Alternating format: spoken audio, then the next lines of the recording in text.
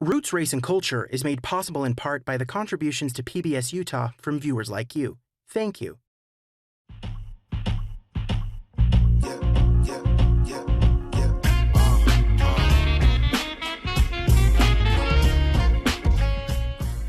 Hello, everyone, and welcome to Roots, Race, and Culture, our new show on PBS Utah, where we bring you into candid conversations about shared cultural experiences. I'm Daner Gerald. Hey, and I'm Lonzo Liggins. According to the latest data from the Pew Research Center, roughly 80% of black voters in America are registered Democrats. Many black Americans tend to shy away from Republicans. However, over the last 6 years, black conservatism has garnered a lot of attention. In a recent article for Newsweek, it said the Republican National Committee expects a record number of black nominees for the House. But there are some liberals who say black conservatives are being used by white conservatives to weaken the Democratic Party and dismantle the strength of the black vote. While there are some conservatives who say liberalism is destroying the black community and conservatism is the answer to black America's adversities. Well, joining us to unpack this topic is James Evans and Carrie Bartholomew. Thank you for having me.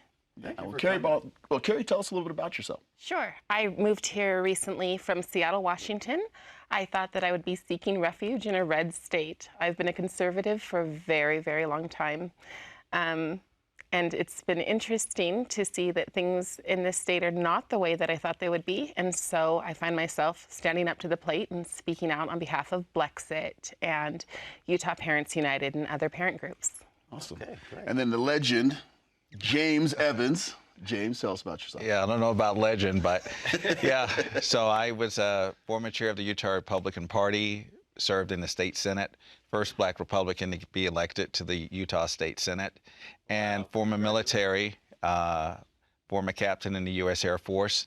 So after getting out of the military, I relocated to Utah, a very red state. I hope it continues to be a red state.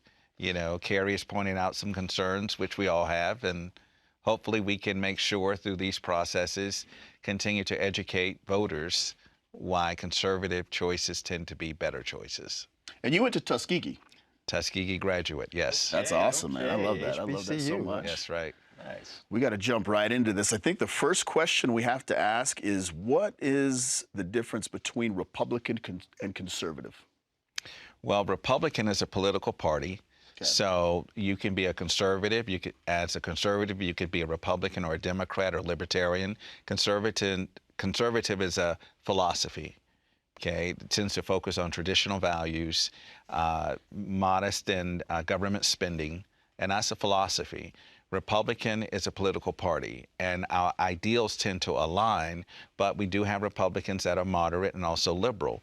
On social issues, they may be more conservative on fiscal issues. Just like you have some Democrats that are very conservative on social issues, but more liberal on fiscal issues.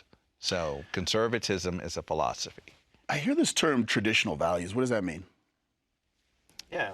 Sure, yeah. I break it up a little simpler than that. I think that there are Republicans and Democrats that pretty much a line in their values, and I would go as far as to say it's the difference between populist and being kind of for the people, which I think the new kind of conservative movement is much more for the people. We're much more focused on just your everyday person. Like, what is the person at the grocery store going through? What is the person at Walmart? What is the parent? What is the student going through? And forever that's been Democrats have said that is their line, and it's really, I think there's a shift. Yeah, I think that's important because to me, the value in the political process is all about, you know, for the people, right? By the people, like the founding fathers, you know, set things up so that people could have a voice. That's like what America's all about. So I really think that's a good thing to point out. But we have to make sure we understand the traditional values from the founders of this country is that the individual American is the sovereign, not the government. And what has happened with the Democrat Party in particular is that they believe in a larger government, which basically takes sovereignty away from the individual American and transfer that power to the government. And so when you have a larger government, you're going to have less freedom and fewer rights. And so conservatives want to focus on making sure the individual American is the sovereign and has the authority. And that is essentially what the founders of this country, that was their sole focus, because they left Europe and they saw how corruption happens at the government level. Yeah. And we're starting to see that now, because our government has gotten so massive that that's why everyone is just upset. And I can just point it out: big government, little people. Right. Big people, little government. It's that simple. And I want to get into that. I really want to get into that, the larger government question there. But before we do, I want to ask you a question, and I want to start with you on this one, James.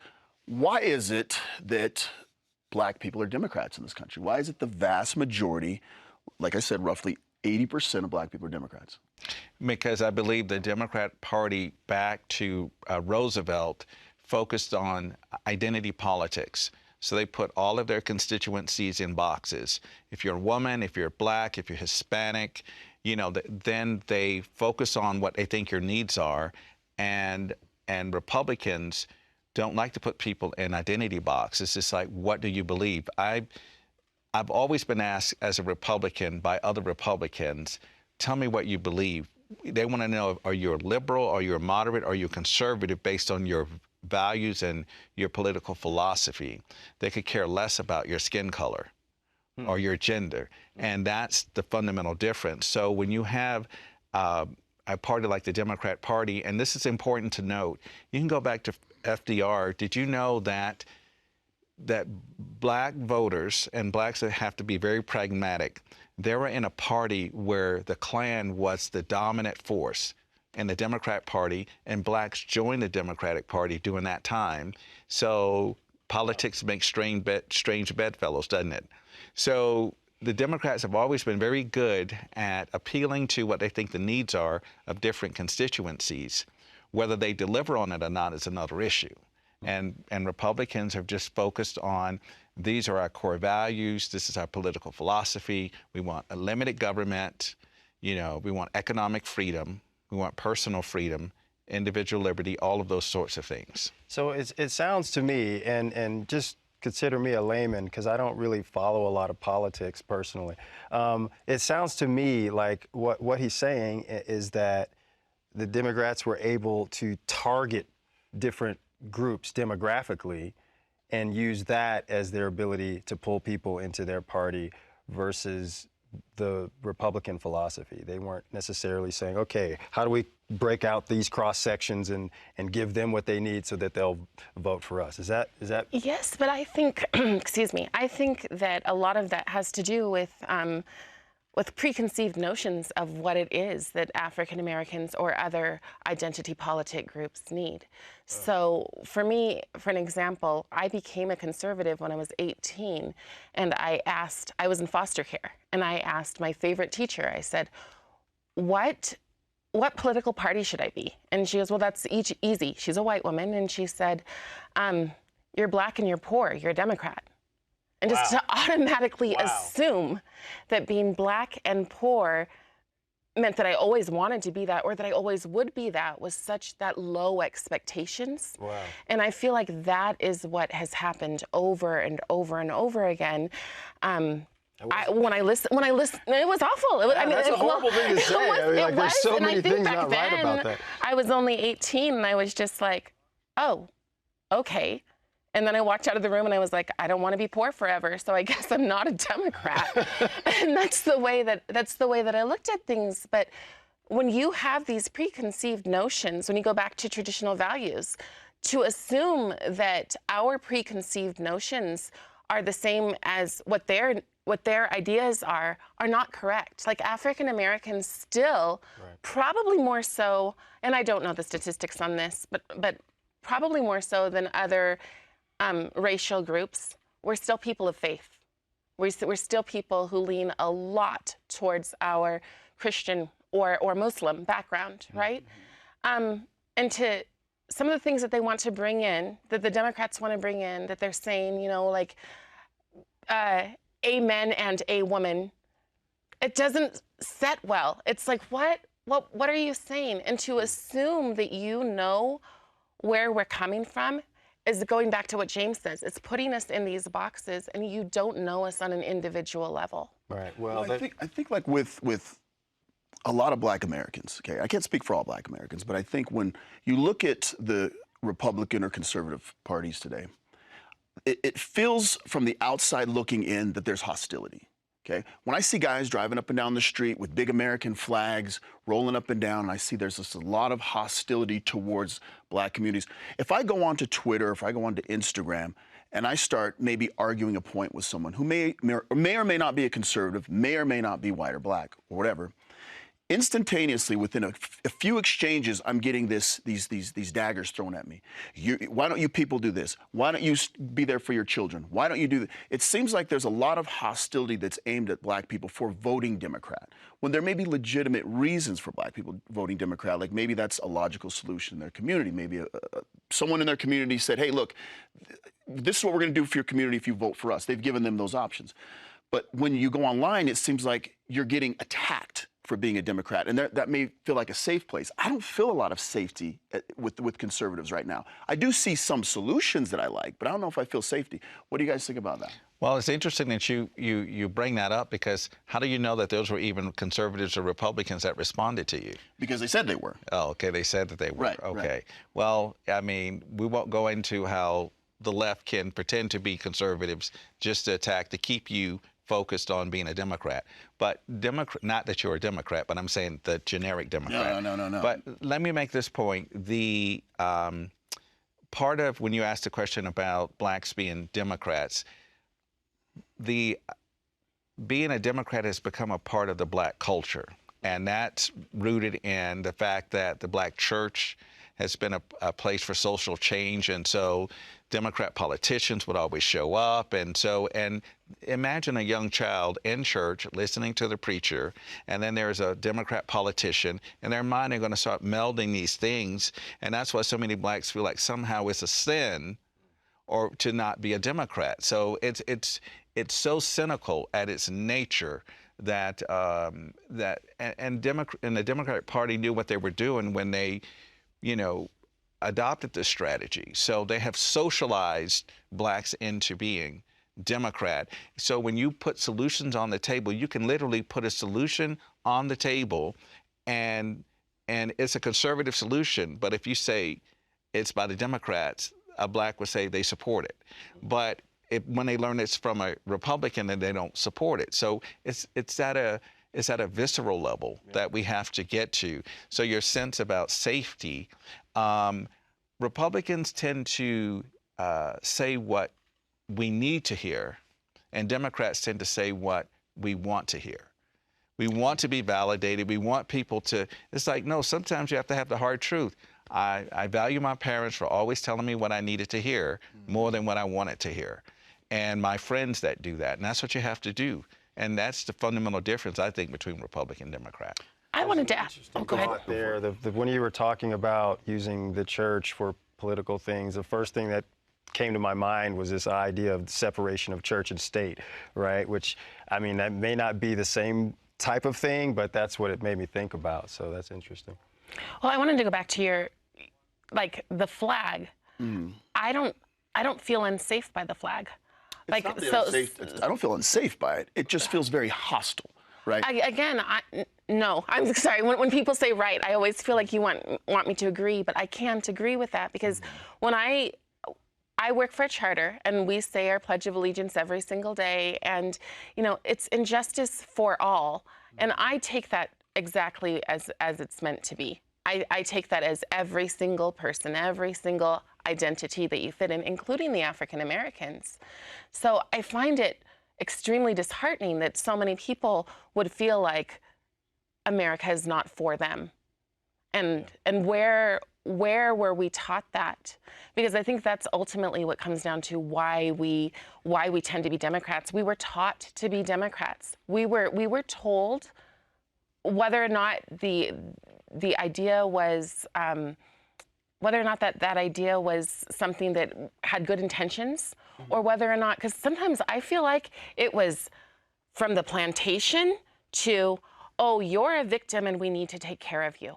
I want to stop. I want to Sorry. hit on that victim thing, but I want to go to the solutions. You mentioned solutions, James. You had written in an article that you think a lot of the solutions are in the black or in economics in the black community. What do you two see as solutions to some of the problems in African American communities around the country? Well, we can just follow. We have some great examples that we can follow. First, we can go back to our history, and when slavery ended in 1865. From 1865 to 1910, blacks accumulated 10 million acres of land in the United States. Okay, and how many acres had whites accumulated? Well, no, I'm only talking about what blacks accumulated because the population would have been a lot smaller. Okay, so but I'm going to compare that to today. So from 1865 to 1910, blacks accumulated actually I think it was 19.8 million acres, and today blacks own less than 10 million acres. So you have to ask yourself, how were blacks able to accumulate that amount of land during that time where there were two things that happened? Number one, government was much smaller, so you had individuals just doing commerce. You know, the only color that tends to matter in the private sector is green. You have something to sell, I have something I want to buy, and vice versa. So that kind of, you have to say, well, then maybe society wasn't what we thought it was after slavery. But more importantly, it was blacks that knew that they had to go out and do it. There was no other option. Sure. And it's that mindset that we have to get back to. Our ancestors have showed us this over and over and over again. Even though, yes, as government got larger and opposition became more organized by people misusing government, because every time in every I would say disadvantage that you have seen in the black community through the Black Wall Street riots, Jim Crow, and all of that, it has been because of a misuse of government power. It has never been individual Americans, white Americans. They could never do it by themselves. They've always had to use government. So we have to understand that government, the misuse of government power, is our greatest threat. And what Democrats want us to focus on is that it's individual white Americans, and it's not. It's where Democrats focus. They want more government. And when you have more government, you're going to have more problems because you're going to have the misuse of government power. So what blacks have to recognize is that we have to economically cooperate. But step number one is that we have to recognize we must do it. No one else is going to do it for us. Right. Okay. That's interesting. Go ahead, Gary. Yeah, I think that we need to champion education again. You know, when after BLM and they made so much money, I was like, okay, where's those charter schools? Where are these lifting of our black children? Because we've taught our black children that to succeed is whiteness. This is a problem. You know, I feel like the solution is teaching them that, hey, there's amazing books out there. They don't all have to be about, you know, some kind of studies. They don't all have to be some kind of ethnic studies. They can be an amazing book. They can be classical literature. These things are cool. And we need to turn it back and turn our kids into that achieving is awesome. We need to go to our prisons and we need to have options for these people when they get out of prison, that you don't have to go to do fast food or you don't have to go back and repeat a crime again. Instead, here's other options for you. I wondered, well, where are our junior tech colleges? Like, why don't we have these things? Because these would be solutions. Instead, the flip side of that is, let's lower the bar so that black and brown kids can compete. That's the Democrat side. The conservative side is, no, we want them all to have a seat at the great table. We want them all to have the best, most powerful education. We want them all to have the best chance at succeeding in life. So you think that, I just want to make sure I'm getting this right. So you think that the answer to the issues in the community would be education and also economic cooperation. But how do you speak to the masses of the black population and say this is how it needs to be done? And it seems to me kind of odd that we would be the only community that wouldn't require any government, because I look and I see people in particular white communities, using government all the time. I see them using government right now for critical race theory, to be able to get to be able to get those laws passed, to have that outlawed.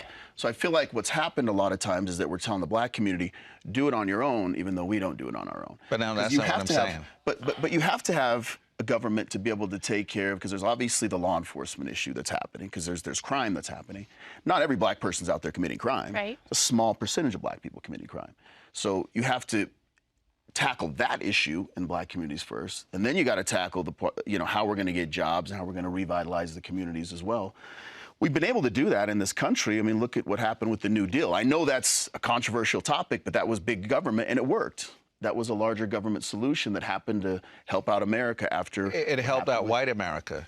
Right. Blacks were not a part of it. America. It was a government solution, though. No, it was a government solution for white America. And this is the point that I keep saying, is that the government will never make us economically successful. Oh, no, I'm not saying that at all. Their job is to make sure that we're treated within the bounds of the law. You know, if we're transgressed against that, then the law will come and protect us. Yeah, and you're make speaking sure of like that an ideal government. No, but that's what the government's supposed to be. Right, yeah. And so we can't look to government for our economic liberation. That's not going to happen. If they can just make sure society, we're treated fairly in society, on our own devices, we can lift ourselves up, because we have done that over and over and over again. Absolutely. We have there are 42 million blacks in America. Our collective GDP, if you want to use that term, is $1.5 trillion. So we would be larger than Canada. Okay? Absolutely. So the resources are there. We just have to decouple ourselves from this victim mentality that the Democrat Party has basically thrusted upon us, and say that somehow we have to look to others for our salvation. And it's like, we're happy to partner and have allies, great, but it has to be on an agenda that will lift us up, and not someone else's agenda of saying, we'll come help you, but we need you to do the following. It's like, no, what we need to do is to make sure that each child can have two parents, that we can have safe neighborhoods, that we have the opportunity to engage in commerce, create our own businesses. There are three things that freed slaves did right out the bat. They bought land, they built churches, and they built schools for their kids. Okay, those three things right there. My grandfather was one of the first black educators at a black school in Mississippi, so principal of that school. So I can definitely attest to that. Even though conservatism isn't necessarily a unique find in Utah, as this brother and sister are showing us, we did find a place that is unique and interesting. Twisted Roots is a local business that offers an eclectic shopping experience with an owner who says that teranga, not politics, can help bring people together. So let's watch and find out what he means by that. Check this out. My name is Ibu Fall, owner of Twisted Roots. I am originally from Senegal, West Africa. This is kind of a world market.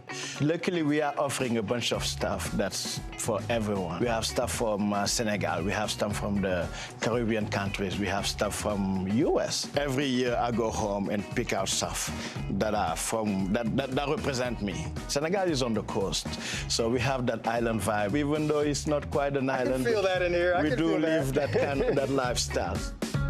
There's a term we have that's called teranga. Teranga. Yes, means welcoming. Welcome. You know, how you deal with people, how you welcome people into your culture, how you take care of them, how you host them, how you accommodate them, how you feed them, you entertain them.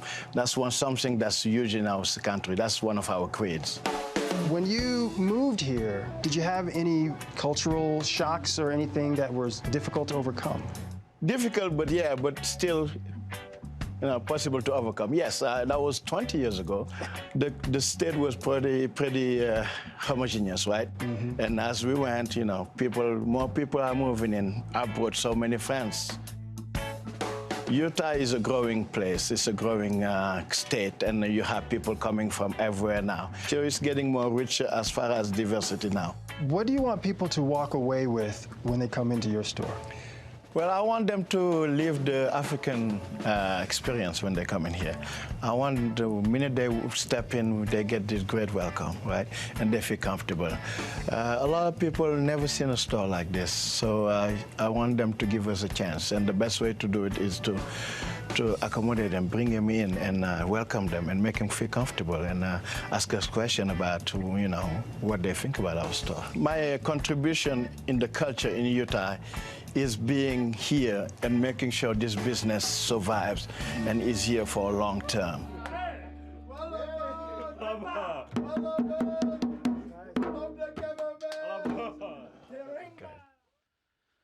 Whoa, I love that place. Yeah. Twisted Roots, it was a good spot. Nice. So we want you guys to stick around because we want to talk more about this subject in our podcast. Sure. And I'm really getting into this conversation quite a bit.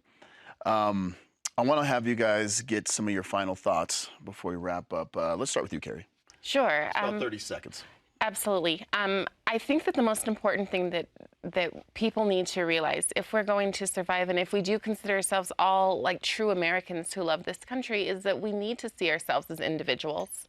I think that we need to be more about the individual and less about the collective, because the collective stops us being able to think for ourselves. And thinking for ourselves is how we rise. James? Yeah, I absolutely agree with that. And with respect to race, I think our discussion needs to be more nuanced now. It's not so much about a skin color as it is a culture. And a perfect example is Nigerians are black. I'm black. But when you look at the earning power of Nigerians, they rank at the top per capita income. So it cannot be that racism is stopping them. It has to be something rooted in their culture about their desire to succeed. I truly understand why we are where we are in America as Black Americans, given our history. So that's why I think the conservative solution is what Carrie pointed out. When we think critically, individually, and not get in the way of ourselves by first believing that, you know, I can do this, or I'm going to try. As my grandma used to say, nothing beats a failure but a try. So all you have to do is try it. I love that. Great. All right. Well, this has been an enlightening and informative show. We want to thank our guests for coming in and putting up with us. Next week, we'll be talking about one of Utah's forgotten historical groups, the Buffalo Soldiers. Find out how an international song by Bob Marley was partly inspired by soldiers that were stationed right here in Utah. You do not want to miss that show. All right, guys, we are out. Roots, Race, and Culture is made possible in part by the contributions to PBS Utah from viewers like you. Thank you.